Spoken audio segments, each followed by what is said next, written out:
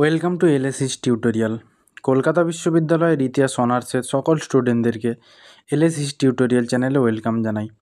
তোমাদের এই ভিডিওটা 6 সেমিস্টারের স্টুডেন্টদের জন্য। তোমাদের 6 সেমিস্টারের যে CC13 পেপারটি রয়েছে সেই পেপারের আজকে লাস্ট মিনিট সাজেশান এই ভিডিওর মাধ্যমে আমি তোমাদের মধ্যে শেয়ার করে দেবো। ঠিক আছে, অলরেডি আমি তোমাদের এই পেপারের বিভিন্ন গুরুত্বপূর্ণ অ্যান্সার ভিডিওর মাধ্যমে শেয়ার করে দিয়েছি।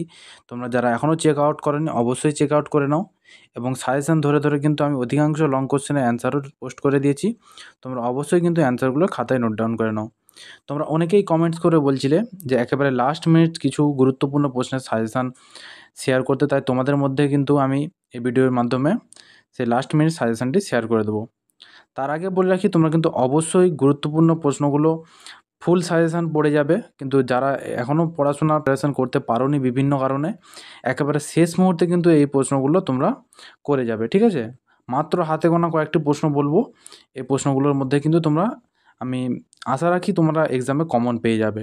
ঠিক আছে, এছাড়া তোমরা এই প্রশ্নের উত্তরগুলো কিভাবে পাবে তার প্রসেসও আমি বলে দেবো, তোমরা ভিডিওগুলি দেখতে থাকো।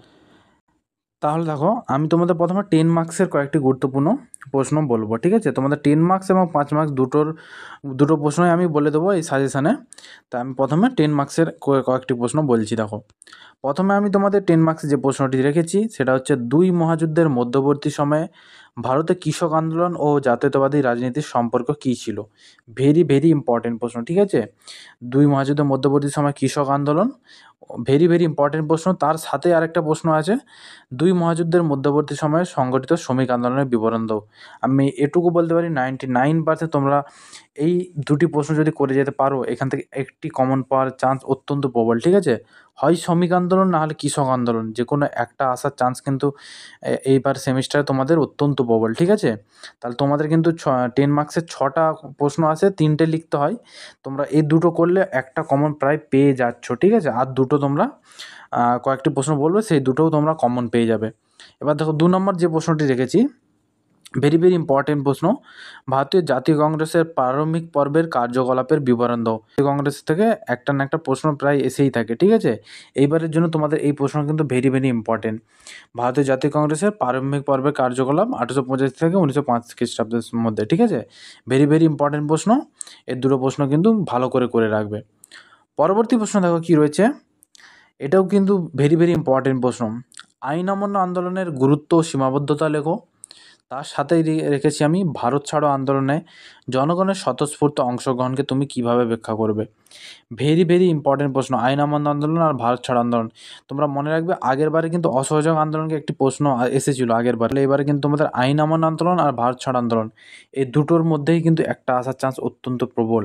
ঠিক আছে, আইন অমান্য আন্দোলনের গুরুত্ব, না হলে তোমাদের ভারত ছাড়ো আন্দোলনের জনগণের স্বতঃস্ফূর্ত অংশগ্রহণ, ভেরি ভেরি ইম্পর্টেন্ট প্রশ্ন, তোমরা কিন্তু করে যাবে। ঠিক আছে, তাহলে আমি প্রথম 3টে প্রশ্ন যেটা দিলাম এর মধ্যে থেকে তোমরা প্রায় দুটো কমন পেয়ে যাবে। ঠিক আছে, যদি সে ঠিকঠাক প্রশ্ন হয় তোমরা কিন্তু এখান থেকেই দুটো প্রশ্ন কমন পেয়ে যাবে। ঠিক আছে, আর একটি প্রশ্ন তোমরা 4 নম্বর প্রশ্ন যেটা দিয়েছি আমি, ভারতের দলিত আন্দোলনের উপর একটি প্রবন্ধ লেখো। ভেরি ভেরি ইম্পর্টেন্ট প্রশ্ন। ঠিক আছে, দলিত আন্দোলন প্রায়শই তোমাদের এক্সামে এসে থাকে, ভারতের দলিত আন্দোলনের উপর একটি টিকা লেখো বা প্রবন্ধ লেখো, তোমরা কিন্তু ভালো করে যাও।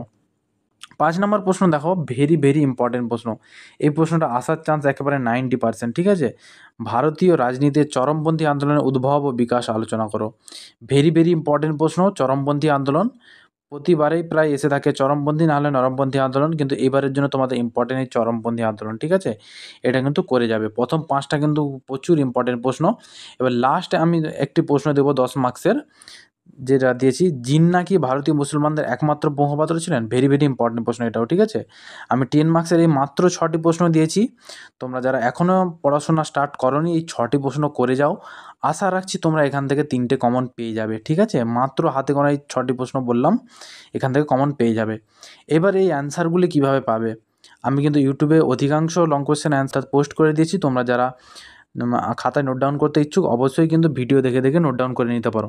আর যদি একেবারে পিডিএফ আকারে এই প্রশ্নের অ্যান্সারগুলি চাও, তাহলে আমার সঙ্গে কন্ট্যাক্ট করতে পারো। আমি স্ক্রিনে যে হোয়াটসঅ্যাপ নাম্বারটি দিয়ে রেখেছি আমাকে মেসেজ করতে পারো, তাহলে আমি তোমাদের পিডিএফ আকারে নোটস শেয়ার করে দেবো।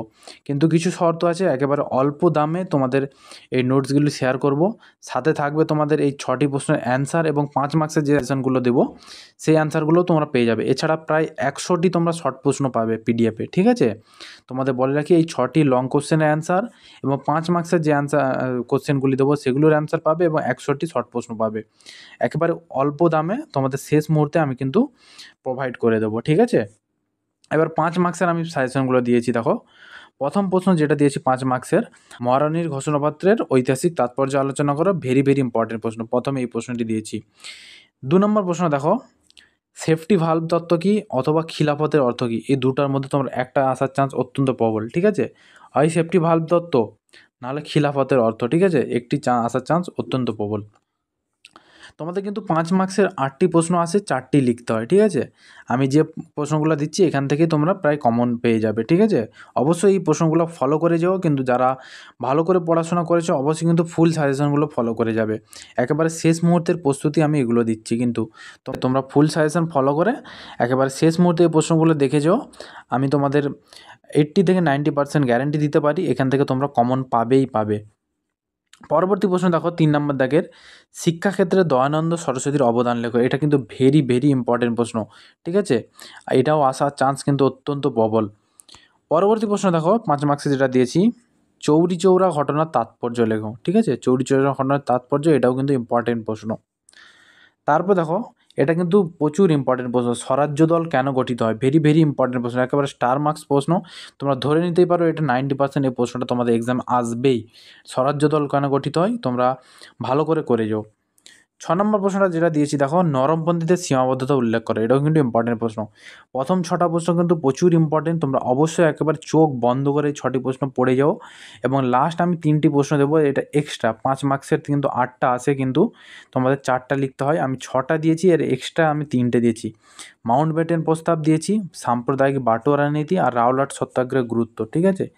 এই 3টা কিন্তু তোমরা এক্সট্রা দেখে যাও। প্রথম 6টা কিন্তু চোখ বন্ধ করে তোমরা করে যাও, তারপরে সময় থাকলে তোমাদের হাতে এই 3টা করে যাও, ঠিক আছে? এই ছিল তোমাদের একেবারে শেষ মিনিট সাজেশান। এছাড়া আমি তোমাদের অলরেডি কিন্তু 100টি শর্ট প্রশ্নও ছেড়ে দিয়েছি ভিডিওর মাধ্যমে, তোমরা অবশ্যই চেক আউট করে নাও। এবং তোমরা যারা সাজেশানগুলি কালেক্ট করতে ইচ্ছুক অবশ্যই কিন্তু আমার সাথে কন্ট্যাক্ট করতে পারো, আমি স্ক্রিনে নাম্বার দিয়ে রেখেছি, ঠিক আছে? অবশ্যই কিছু শর্ত আছে, আমাকে হোয়াটসঅ্যাপে নির্দ্বিধায় মেসেজ করতে পারো। আমি তাহলে তোমাদের পিডিএফ আকারে একবারে টাইপ করা নোট শেয়ার করে দেবো। তাহলে তোমরা বেশি বেশি কমেন্টস করে জানাও পরবর্তী কোন ভিডিও চাও। দেখা হচ্ছে তোমাদের সাথে পরবর্তী কোনো ভিডিওতে।